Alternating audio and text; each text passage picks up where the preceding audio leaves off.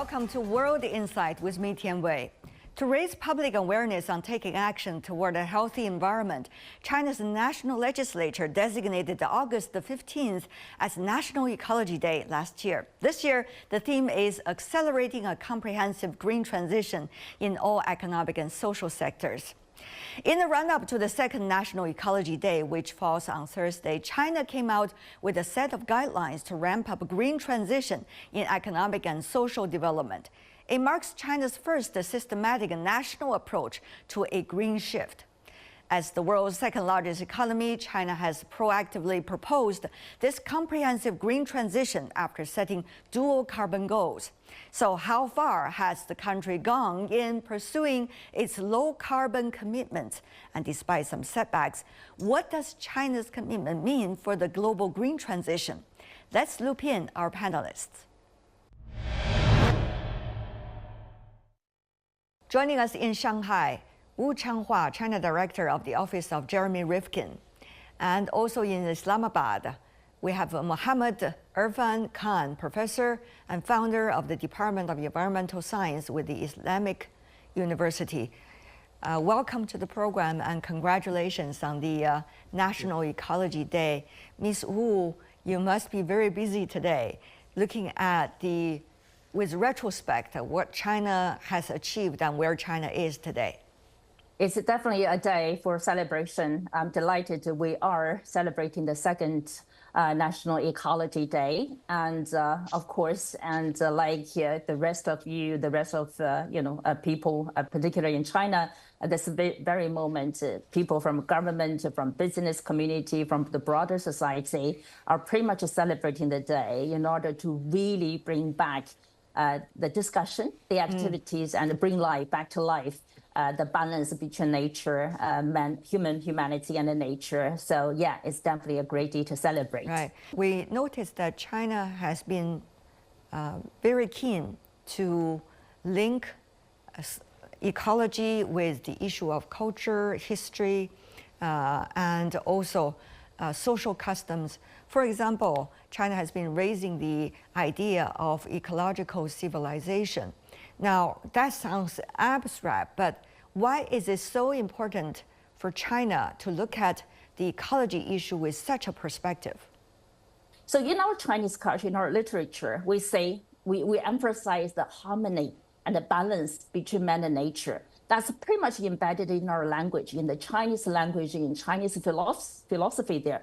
We use Tao, right? And so in the ancient Chinese, philosophy there, it's everywhere, right? And there's another example, for instance, in ancient Chinese culture, we pretty much use, observing the animal's response to the weather changes there, right? We pretty much talk about it and, we live in it.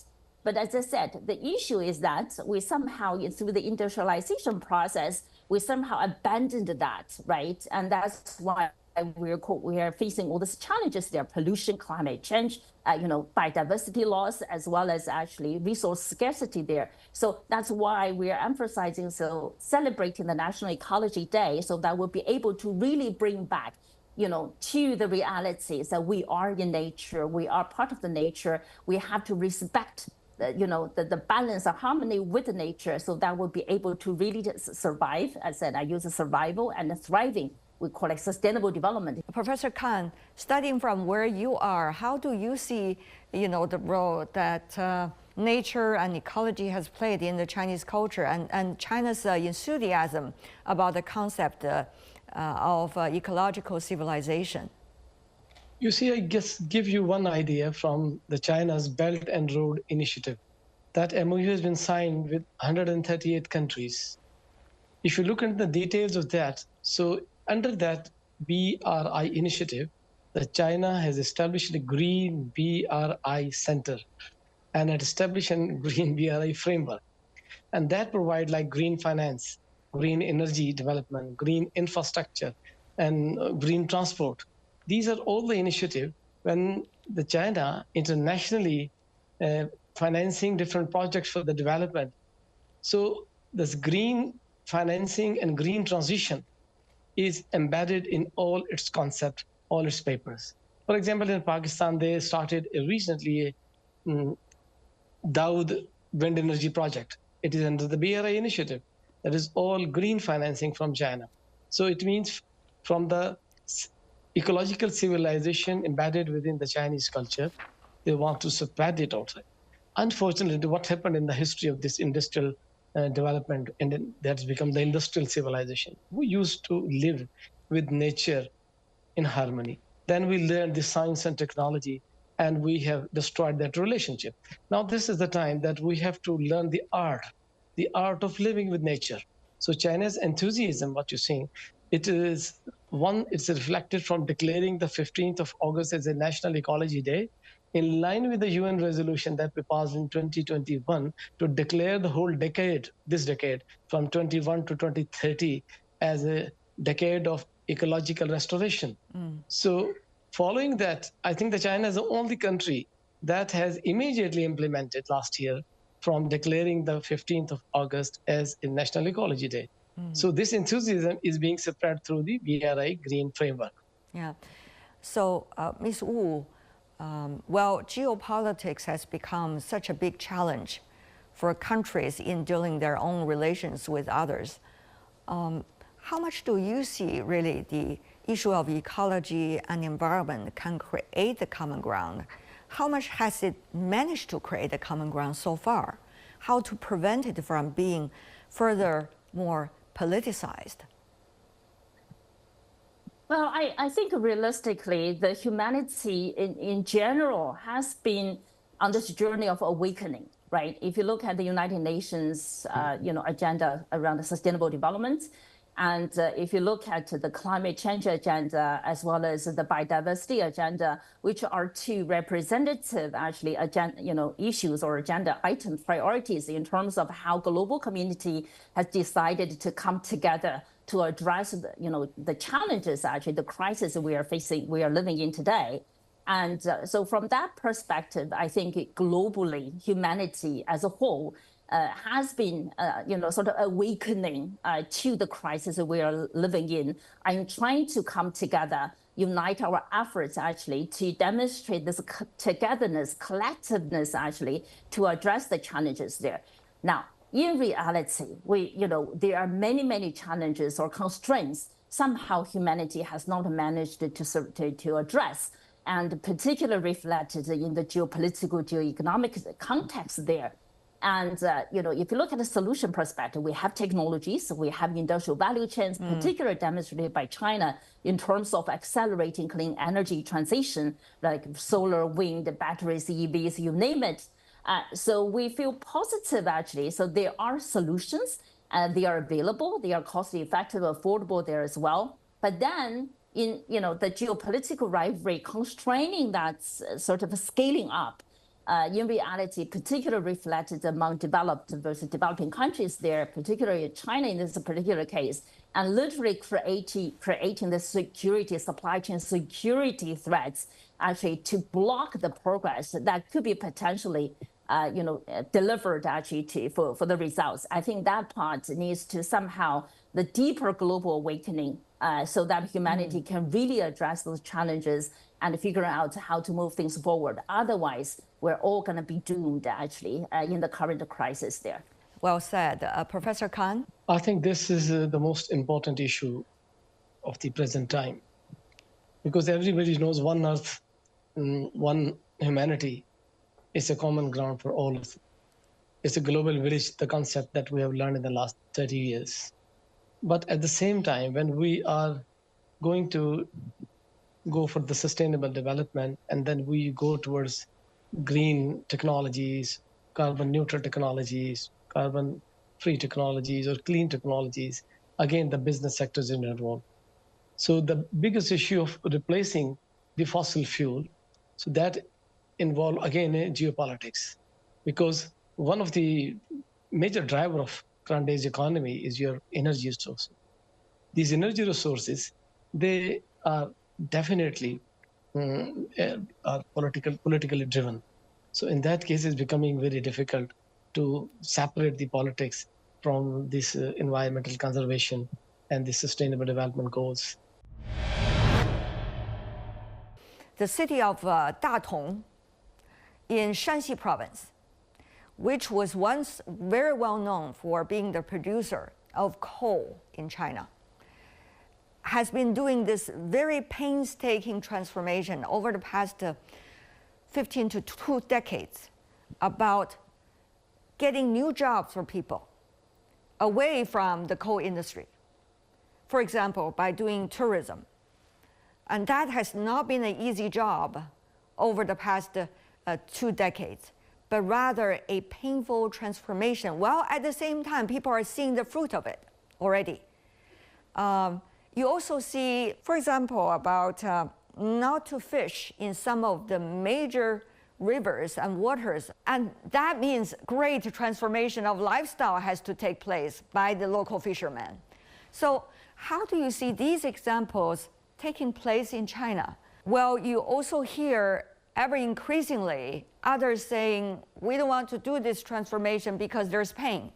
The few examples you mentioned, particularly if you look at the cases in the Shanxi province, which traditionally has been the capital of coal in China. And somehow the national government has made a serious commitment to, on one side, to address pollution issue, air pollution, and in the meantime, really address the carbon issues there.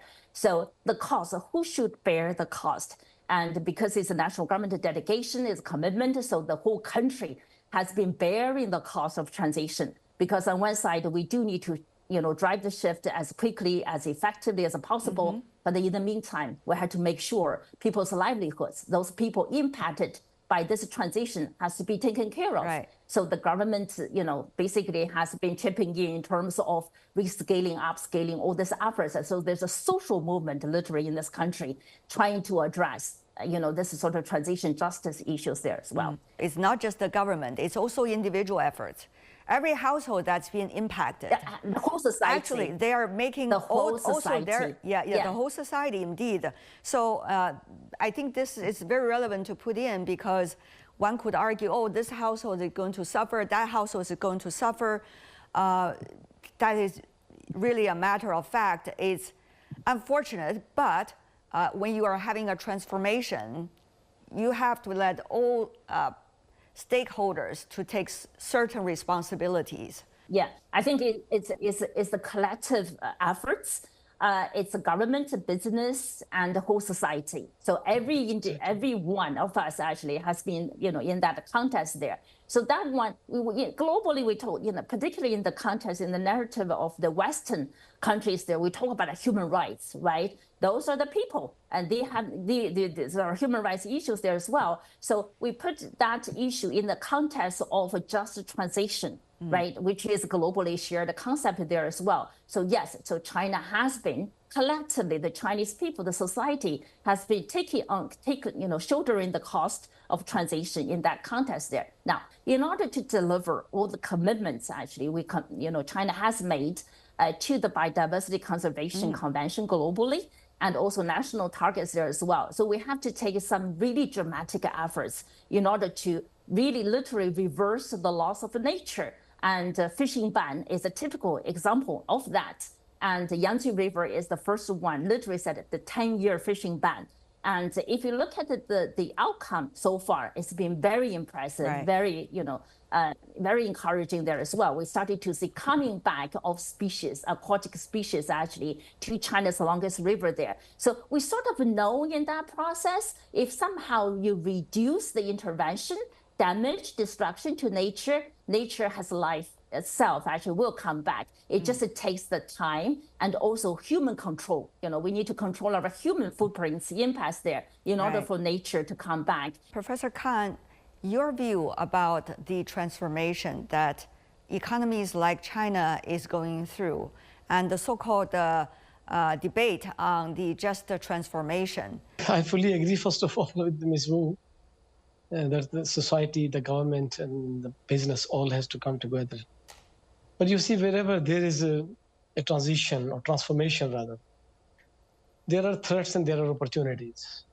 And the strategy is that how to convert those threats into opportunities.